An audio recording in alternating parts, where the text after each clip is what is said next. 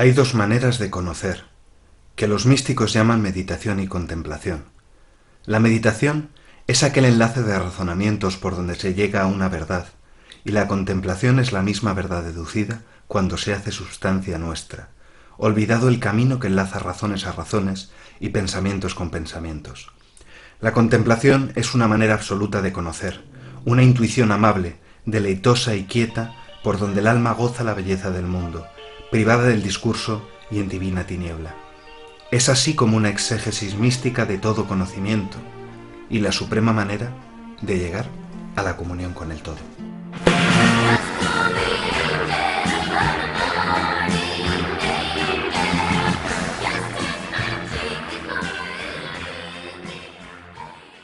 One, two, three, four.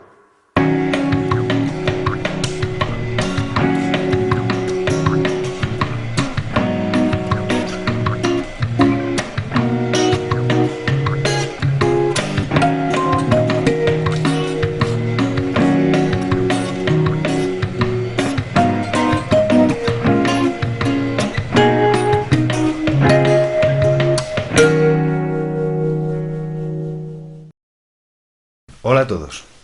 Hoy empezamos con La lámpara maravillosa, de Ramón del Valle Inclán, el que fuera probablemente el libro más bonito publicado en el 2017.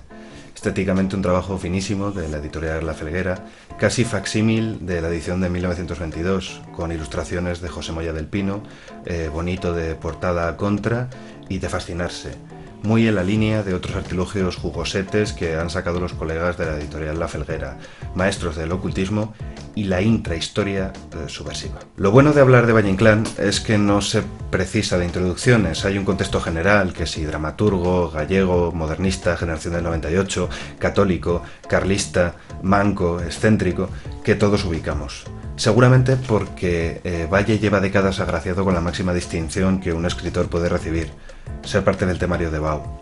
Si un escritor quiere ser leído en España, lo mejor que puede hacer es acabar en los planes de estudio. Como digo, hay un conocimiento general de Valle, sobre todo en relación con Luces de Bohemia y El Esperpento.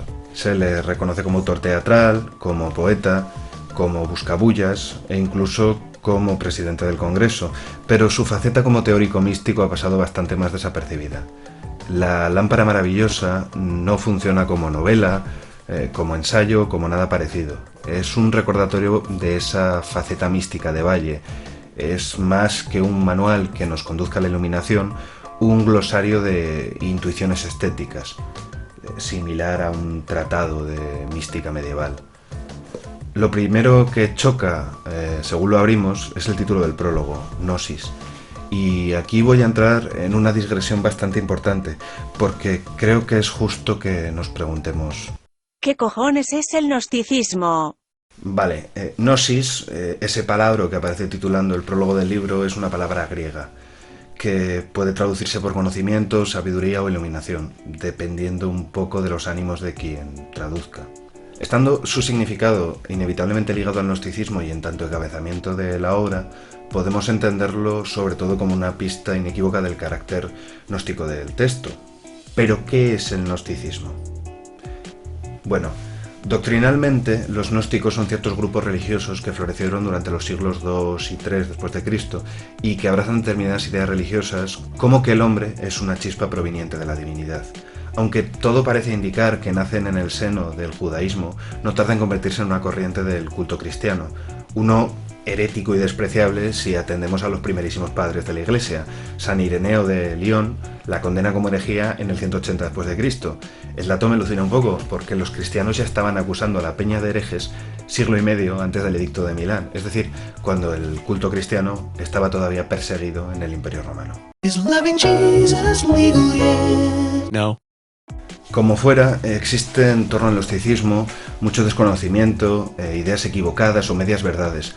Creo que es interesante aclarar un poco por encima el momento histórico en que surge, qué lo diferencia de otras ramas del cristianismo y los rasgos que a posteriori lo han llevado a relacionarse a menudo con el esoterismo, el ocultismo y movimientos descorazonadoramente magufos. De hecho, si entras en Wikipedia, en gran parte de las páginas relacionadas con el gnosticismo, te encontrarás con este disclaimer que debería ponernos sobre aviso de que están a punto de colarnos una tremenda morcilla burgalesa. Para empezar, tenemos que entender que cuando hablamos de gnosticismo no nos referimos a un único pensamiento, sino a un amplio número de corrientes y escuelas a lo largo de la historia, que vienen de un ya complicado panorama dentro de las comunidades cristianas del Egipto tardoimperial. Hay, no obstante, varias características que parecen transversales y comunes a todas las ramas del gnosticismo. 1. Clara influencia de la filosofía platónica. La mayoría de la historiografía relaciona los orígenes gnósticos con sectas judías anteriores al cristianismo. Uno de los rasgos comunes que aparecen desde un momento temprano es el conocimiento profundo de la filosofía griega, sobre todo platónica, de la que toman prestados varios términos como hipóstasis, mónada o demiurgo. La metafísica gnóstica está un poco en tierra de nadie, a pesar de utilizar términos platónicos, porque es común que los resignifique.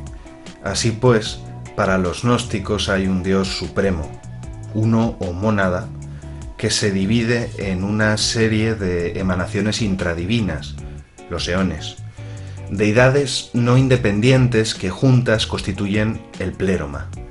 Una de estas emanaciones es la que por un error crea al demiurgo, una inteligencia ordenadora platónica, el dios creador en el gnosticismo, que crea el mundo material y a la humanidad, insuflándola de alguna forma con el resto degradado de la chispa divina suprema y condenándola a vagar atada al mundo terreno por los siglos de los siglos. El Salvador es al parecer otra suerte de eón que recuerda a la humanidad que lleva dentro esa chispa de divinidad y que son capaces de, aferrándose a ella, volver a su hogar junto al uno contra la voluntad del demiurgo. ¿Qué diantres es eso? 2. División gnoseológica materia-espíritu. Más allá de la sangría terminológica, la influencia del platonismo queda patente en la división materia-espíritu que absorbe el gnosticismo. Hay una traslación casi literal de lo que en el platonismo era la división mundo sensible, mundo de las ideas. E igual que en el caso platónico, todo lo material y carnal se considera la representación más degradada de la divinidad. Tanto es así que para los gnósticos era un contrasentido representar a Dios como varón marcado y la ingle como un fruto. O bien se le intuía como una criatura carente de género o como una amalgama de géneros en potencia. Y esta apreciación tiene sus consecuencias en la liturgia gnóstica. No hablaremos de igualdad de género plena porque no era tal, pero dentro de las comunidades gnósticas se consideraba que la mujer, en tanto huella del espíritu divino encerrada en una celda de carne, estaba igualmente capacitada para alcanzar la iluminación y por lo tanto no existía ningún tipo de impedimento para que fuese en las mujeres quienes dirigieran el culto y los rituales. Esto no gustó demasiado a la primera ortodoxia cristiana, que entre empoderamientos femeninos, la celebración de la bisexualidad como orientación sexoafectiva común y la adoración sacral de criaturas zoomorfas como cabras y serpientes, pues no tardó en acusarles de fornicadores, desviados y adoradores paganos. Y algo de paganismo sí que había. 3. Origen sincrético.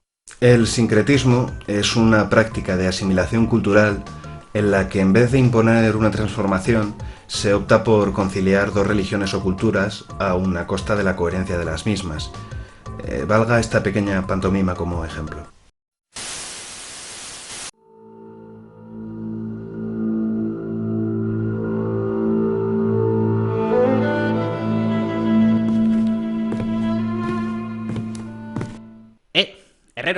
Herrero Celta, una pregunta. No te dije, depende de cuánto tarden en mandarme los repuestos de la cuadriga. No es eso. ¿Cómo se llama vuestro dios de los herreros? ¿Cómo se va a llamar? Goimniu. Ah, pero lo pronuncias mal. Escucha, Goimniu, Voilniu, Vulniu, Vulcano. Se pronuncia Vulcano. Pues yo toda la vida le recé a Goimniu. Nunca oí nada de Vulcano. No. Es lo mismo. Lo que pasa que la forma correcta de pronunciarlo es Vulcano. Romanos, fode chinchos do carallo. En el caso gnóstico hay que entender que, además de las influencias de la filosofía griega, hay muchos pequeños cultos del Oriente Cercano presentes, la mayoría de ellos de carácter solar, de los que se toman prestados elementos que se pretenden conjugar mejor o peor, con el sustrato cristiano. Podríamos nombrar el culto egipcio a Serapis, o el sirio a El Gabal, o el mitriaísmo, o la influencia de los misterios helénicos, lo que nos lleva al siguiente punto. 4. Carácter mistérico de su doctrina. Los misterios en religión son rituales, cuestiones del dogma o de la experiencia religiosa que se han de experimentar para comprenderlos. Es decir, el enfoque religioso que dan los cultos mistéricos basa la comprensión de su dogma en los sentidos y la experiencia, antes que en la razón o la palabra. Estos misterios eran comunes en el mundo helenístico durante la Antigüedad tardía. El ejemplo más comprensible pueden ser las bacanales, celebraciones en honor a Baco que constituían una puerta de entrada mediante una experiencia sensorial, personal y directa, a los misterios del mismo Dios. 5. Salvación no ligada al perdón de los pecados. Para los gnósticos, la salvación, entendida como esa conexión del alma con el absoluto de la divinidad, no se producía mediante el perdón, penitencia mediante, de los pecados, de tal forma que una vez llegado el día del juicio final, las almas de los justos ascendieran junto al Padre. Los gnósticos creían que esa salvación llega alcanzando de forma individual la iluminación a través de esa porción de divinidad remanente, esa chispa divina que queda apresada en nosotros. Todo esto a grandes rasgos y durante los 3 primeros siglos de nuestra era, porque si algo caracteriza la historia del gnosticismo es la escisión constante en sectas, movimientos y cultos a cada cual más especial, que si ofitas, keinitas, encratitas, bardesanes y demás pobres diablos bien intencionados cuya devoción hoy solo sirve para alimentar esos altos hornos de la parapsicología cañí, que son los archivos de mundo desconocido. Cuando estamos hablando de la colonización extraterrestre de la Tierra... Pero avancemos. Si en la lámpara maravillosa es importante el gnosticismo, no lo es menos el peso del misticismo cristiano. Aquí no voy a detenerme tanto porque creo que hay una idea común, más o menos extendida, de a qué nos referimos cuando hablamos de misticismo cristiano, pero me parece interesante dar un par de pinceladas. Vamos a ir rápido. Requete brevísima historia de la teología mística cristiana. Van 21 siglos de cristiandad y por tanto otros 21 siglos de teología mística cristiana, siendo la mayoría de los autores unos versos libres de cuidado. Cada cual entiende la experiencia mística como Dios le dio a entender, nunca mejor dicho. La mística suele estar relacionada con la llamada teología negativa o apofática. Una vía del conocimiento que defiende que los pobres mortales somos incapaces de sentir la esencia real de Dios y por tanto solo nos queda la comprensión real de lo que Dios no es. Esta idea también está presente en textos gnósticos y neoplatónicos. Se abandona cualquier método especulativo racional y se busca la inmersión de la conciencia en las profundas oscuridades del no saber, una suerte de abandono a la nada. Se deja de lado todo anhelo por las cosas, de tal forma que abandonamos nuestros modos humanos y acabamos de alguna forma llegando a una noción inefable e incomprensible de Dios. Entre los místicos cristianos más conocidos tenemos a San Pablo, el de las cartas, a San Juan, el del Apocalipsis, a los padres del desierto, los que vivían en columnas, Santa Teresa, la del éxtasis, o San Juan de la Cruz, el amigo de Santa Teresa. Al margen del mainstream hay 2 autores no tan conocidos que Valle cita y que son importantes dentro de la configuración de su pensamiento místico. El maestro Eckhart, un autor del siglo XII, y Miguel de Molinos, del siglo XVII. Eckhart fue un teólogo del Sacro Imperio Germánico que sirve como elemento continuador del platonismo en unos siglos en que la doctrina católica apostaba muy fuerte por Aristóteles. Fue profesor en la Universidad de París y frente al tomismo de la época defendió una teología negativa, esto de zambullirse en el no ser, no pensar. Todo esto sin ser tampoco especialmente claro, ni tomar mucho partido, puede que con la esperanza de no ser acusado de mal cristiano, lo que no le sirvió de nada. El Papa Juan XXII condenó su obra por problemática y así se quedó hasta 1980. Tiene muy poca obra editada en castellano y supongo que Valle Inclán se lo leyó en latín medieval. Mis respetos, don Ramón. Miguel de Molinos, por otra parte, es un hijo ilustre de Teruel, escritor, teólogo y padre del quietismo. El concepto quietismo aparece varias veces a lo largo de la lámpara maravillosa y podríamos sumarizarlo como una corriente mística que aboga por la vía contemplativa. Molinos diferencia la meditación de la contemplación, que es una división común dentro de todos los teóricos de la mística cristiana, y dice que la meditación es un proceso de entendimiento, es decir, algo que está cimentado en la fe, mientras que la contemplación es voluntad, es decir, está basada en el amor. Molinos defiende que solo la intervención de Dios es capaz de convertir los procesos meditativos en procesos contemplativos y que una vez alcanzada esa iluminación se produce la salvación del individuo, lo que, si te paras a pensarlo, suena bastante gnóstico. Molinos es posiblemente el autor que más influye a Valle en su concepción de la mística, aunque cabe señalar que además de sus propias pesquisas y lecturas, es a través del Círculo Teosófico de Pontevedra y de la mano de Mario Rosso de Luna, gran figura de la teosofía patria, como muchos de estos conocimientos y corrientes de pensamiento llegan a Valle Inclán. Sobre la teosofía podría alargarme mucho, pero no lo voy a hacer, ora porque la información es fácil de encontrar por internet, ora porque no quiero que el vídeo se plantee en hora y cuarto. Así que vamos de una puta vez a hablar del libro. La lámpara maravillosa. Estructura y contenido. La lámpara maravillosa está dividida en 7 partes. Está construida como un juego de espejos, formando un círculo en torno a la glosa central, exégesis trina, que a nivel metafísico es la parte más enjundiosa del libro.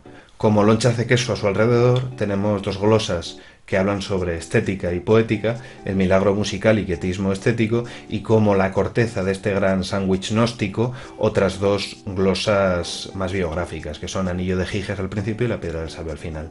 Se nos sirve un jugoso entrante a modo de prólogo, Gnosis, y el banquete se termina con el guión de las glosas. El libro, en su estructura, podría considerarse como una reescritura profana de la guía espiritual de Molinos, con un añadido sustancial: las partes dedicadas a la estética. En ellas se habla de la importancia de la belleza en el pensamiento de Valle, considerando que Dios y la belleza no son más que la misma cosa. De eso y del amor, también desde un prisma muy platónico, es de lo que fundamentalmente va el libro. ¿Entonces vale la pena leerlo? Sí. Es un objeto precioso, lleno de pasajes inspiradores. Sobre todo es un artilugio carente por completo de ironía y de cinismo, y es bastante raro encontrarse con un libro tan honesto en forma y fondo. Todo lo que hay aquí escrito tiene una honestidad brutal, casi cándida, infantil. Es verdad que no es un discurso que esté especialmente bien hilado, no hay una coherencia esquemática, es más como una ráfaga de intuiciones que Valle dispara contra el lector, y como tal hay algunas que pueden resultar más interesantes y enjundiosas que otras. En lo personal, he encontrado especialmente inspiradas todas las reflexiones que Valle hace en relación a la evolución artística occidental con el pensamiento de las épocas, el influjo de los franciscanos y del pobrismo en el abandono del oscurantismo del arte medieval, cómo en el Renacimiento se busca enlazar movimientos contrarios, el instante que se marcha con el instante que se avecina. De hecho, La lámpara maravillosa fue publicado durante el periodo de tiempo en que Valle Inclán estaba ocupando la cátedra de estética de las Bellas Artes en Madrid. Una pena bastante gorda que ninguna de esas clases se grabase. No tenemos clases magistrales, pero aquí siguen sus libros. Así que, haciendo caso a la doctrina gnóstica y a los ritos mistéricos, vamos a experimentar un par de pasajes y que cada uno decida si le renta leerse el libro o no. Los idiomas son hijos del arado. De los surcos de la siembra vuelan las palabras con gracia de amanecida, como vuelan las alondras. La pampa argentina y la huasteca mexicana crearán una lengua suya, porque desenvuelven sus labranzas en trigales y maizales de cientos de leguas, como nunca vieran los viejos labradores del agro romano. Los idiomas son hijos del arado y de la onda del pastor. Caín tuvo labranzas y rebaños Abel. Labranzas y ganado ocuparon la mente del hombre en el albor del mundo, después de la caída. La mente del hombre que ya estaba llena de la idea de Dios. Así advertimos en las más viejas lenguas una profunda capacidad teológica y una agreste fragancia campesina. El pensamiento toma su forma en las palabras, como el agua en la vasija. Las palabras son en nosotros y viven por el recuerdo con vida entera cuando pensamos. Los monstruos del arte bizantino, donde las formas originarias degeneran hasta el absurdo, nos enseñan esta comprensión de la belleza, en pugna con aquel helenismo que perpetúa el sentido eterno de la vida en las ideas de Platón. Gárgolas, canecillos, endriagos, vestiglos traían esta nueva intuición entrañada en sus formas perversas, y el carácter rebusca de lo singular fue contrapuesto al arquetipo tras el cual había peregrinado el mundo antiguo. El espíritu de los gnósticos descubre una emoción estética en el absurdo de las formas, en la creación de monstruos, en el acabamiento de la vida. Dueños de una doctrina alucinante, deducen de ellas categorías de belleza libres, de aquel íntimo enlace con el genio de la especie que había tenido el arte arcaico de los griegos. Para los gnósticos, la belleza de las imágenes no está en ellas, sino en el acto creador, del cual no se desprenden jamás, y así todas las cosas son una misma para ser amadas, porque todas brotan de la eterna entraña en el eterno acto, quieto, absoluto y uno. El amor nace de la entraña cristalina del día. Los ojos que pudiesen aprisionar de una vez en sus cristales a todos los rayos del sol serían centros como esos divinos corazones clavados de espadas. Ya Máximo de Efeso, en sus disputas con los cristianos, explicaba que la luz es el verbo. El empíreo, en aquella teodicea alejandrina un poco candorosa, oscura y llena de símbolos, no era solamente la última de las 12 esferas donde moran entre espíritus angélicos las almas desencarnadas de los filósofos y de los héroes. Era también el centro de la suma llama incorruptible y el arcano del primer móvil. Ramón María del Valle Inclán, La lámpara maravillosa, 2017, La Felguera Editores, Bon Profit.